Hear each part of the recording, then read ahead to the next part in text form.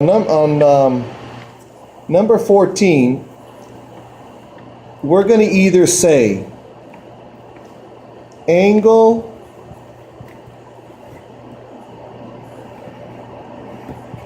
of depression if it's going down, and we're going to say angle of elevation if it's going up, and then just tell me from where. Okay, so either angle of depression if it's going down, and then angle of elevation. So let's do angle 1. Here's angle 1, and it looks like this man is looking up at the tree.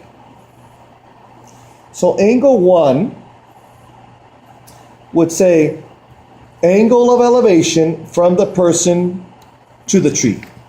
So angle 1 is angle, let's see if it looks better in pen, angle of elevation from man to the tree. Angle 2 is this one. Angle 2 looks like it's from the tree to the man. It's going down here like this. It's going down this way. So this one looks angle of depression from tree to the man. Angle 3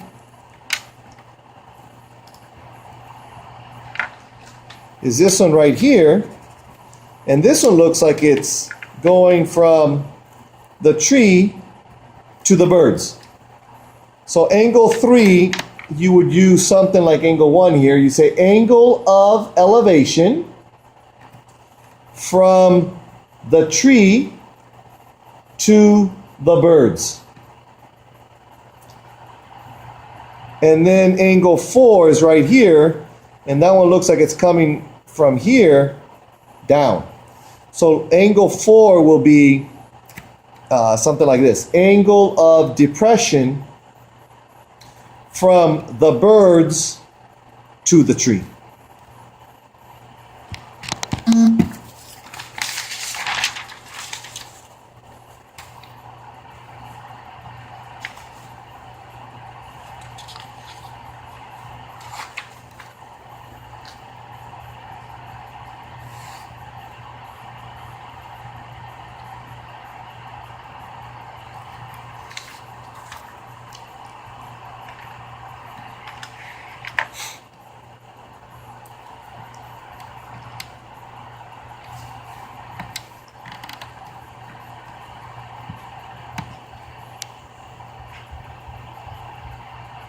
Okay.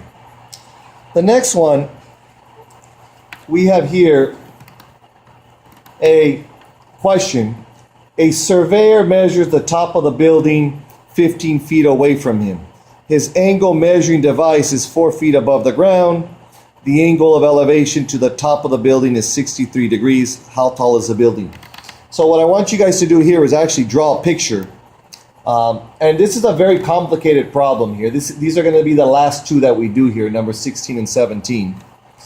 And then I'm going to work it out for you guys, and you will draw your own beautiful picture on Tuesday. So we have a surveyor measures the top of a building that's 50 feet away. So here is a building, and I cannot draw, but there is my building. And it is 50 feet away. And the angle of elevation to the building is 63, but the measuring device is 4 feet above the ground.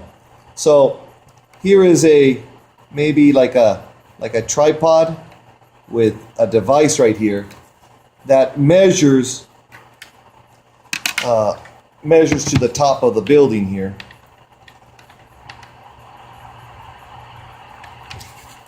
And what we need to do is make sure that this right here, you understand that that is 4 feet high.